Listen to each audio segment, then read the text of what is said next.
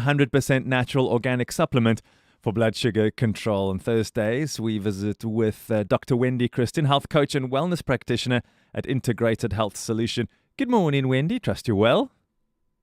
Good morning, Brad. I am, thank you. I hope you are too. Yes, I am. And just to let our listeners know, in case they're saying, we wanted to check out part one of our conversation around mold and the dangers of mold. We had a bit of a technical issue with our provider of our podcasting platform. All of the wrinkles were ironed out, and that is up now. So you can definitely go and check that out as we follow up with part two that's coming your way right now. Wendy, we were chatting about the dangers of mold and how it can affect our health in several ways and the severity of that impact depending on the type of mold that it is. Today we're chatting around chronic exposure risks. Would you share that with us this morning? Yes, so if we are exposed to mold for a prolonged period of time, or we're in damp environments for a long period of time, it can contribute to a chronic inflammatory response system in the body. And obviously this is in sensitive individuals. It doesn't happen to everybody. And it can also worsen pre-existing chronic illnesses. So if people struggle with respiratory symptoms like asthma or breathing difficulties or any other autoimmune conditions, it can certainly exacerbate those symptoms. So let's chat around the management of mold and how to prevent it, I guess, in the first place. Because from my own experiences years ago, trying to clean it feels like you're fighting a losing battle. Just as much as you think you're cleaning it, you're not getting everything. And I know we'll touch on that in a moment. So what are some of the ways that we can just prevent getting mold somewhere in the first place? So the first thing we have to look at doing is keeping the humidity below 50%. When there's a lot of humidity or a lot of dampness coming in, in the winter months, we tend to close up the windows and everything. We don't have as much ventilation in the home. And then condensation accumulates on the inside of your windows. That creates humidity and damp. So we want to be able to eliminate that.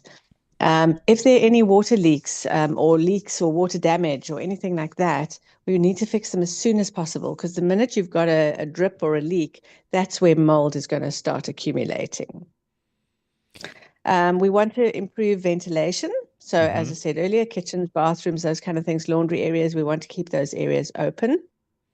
If we have ensuite bathrooms, those are important as well to make sure that there's adequate ventilation, because the damp from the bathroom is obviously coming into the room as well. We can use things like HEPA filters if there is a very big infestation of mold. And then we need to be safe when we remove the mold that we can see. So we can clean off those small areas, but we do need to protect ourselves, because remember, as soon as you start activating the mold, or start cleaning the mold, you're activating the mold spores, and then you're going to breathe those in.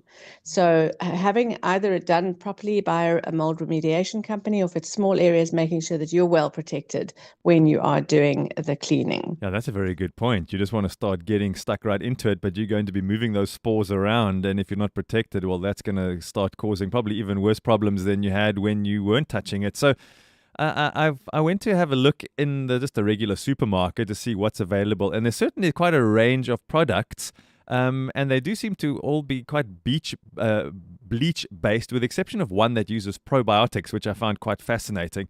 But what is the best way to clean it if it's a small enough area and we want to have a go ourselves? Well, I think, we shouldn't be fooled into thinking that bleach is the answer to removing the mold, because it can be effective on hard surfaces or non-porous surfaces. But as soon as there's a porous surface like a ceiling or a wooden cornice or something like that, the mold spores actually get in there, and you can't get that out with bleach. And so it's only working on the surface. Obviously, it's quite anything that we're using to clean mold, we have to watch out for the chemical as well, because we're inhaling that while we're cleaning it. And we want to make sure that we can get to what they call the hyphae, which is the roots inside the drywalling or the ceiling boards or the wooden surfaces, fabrics as well, because you think about curtaining and stuff like that, mold accumulates there too. So bleach is not necessarily going to get to all of those things. It also doesn't remove those spores fully, and so it's inactivating surface spores, but the dead spores can also still trigger an allergic inflammatory reaction. So that we have to think about. So is there something that we could use, that we could make up ourselves, that we could use? I know that many people will say, yeah, getting a company in to do it, well, that's next level expensive. And what happens if it's just a small area? What can I do that's going to be useful? Well, the most useful and probably the best option would then to be used vinegar or hydrogen peroxide can be quite helpful as well. That can penetrate a little bit better into those porous materials, and there's slightly less harmful fumes coming off of those. So now we actually need to look, because you can find it even if you go into your ceiling where nobody's often hanging out unless there's a repair that needs to be done. But there could be a dripping from a geyser tray, or there could be a slight leak in between a roof tile somewhere, and that's just enough to get some mold growing. But if it's inside the ceiling, I suppose we should check it out. But how is that reaching us? Yeah, unless it's right there in front of our faces. I mean, if it's hidden away somewhere, is it still worth chasing after? It could still be worth chasing after, because sometimes damp or mold is like behind the tiles, or it's, in the kitchen behind the basin somewhere, and sometimes it's in cupboards. And if there's, and sometimes you can smell it, sometimes you can't. So it depends on the severity of how much mold there is. But the minute you can smell mold somewhere, there is mold, but we can't always smell it. So that's important to know as well. But it can have an impact on our health. So even if we're unsure, it is often better to check. Usually you will see visible signs coming through, or you'll have that pungent smell, but sometimes not. So I think it is just about checking, making sure. I know it is very expensive to have these mold remediation companies come out and check, but if there's been any water damage anywhere, maybe just checking the state of the geyser tray, is that perhaps overflowing? Checking roofs regularly to make sure that there's no leaks coming in. And that's the best way. And then making sure that the home is well ventilated. Even your office space needs to be well ventilated. Mold can often be in air conditioning units as well.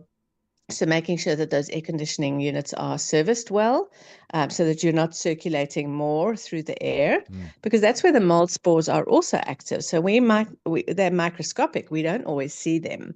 But if we have any of these upper respiratory symptoms, or it seems to be getting worse, any of the other allergic reactions that we spoke about last time, then definitely investigate mold a little bit more fully.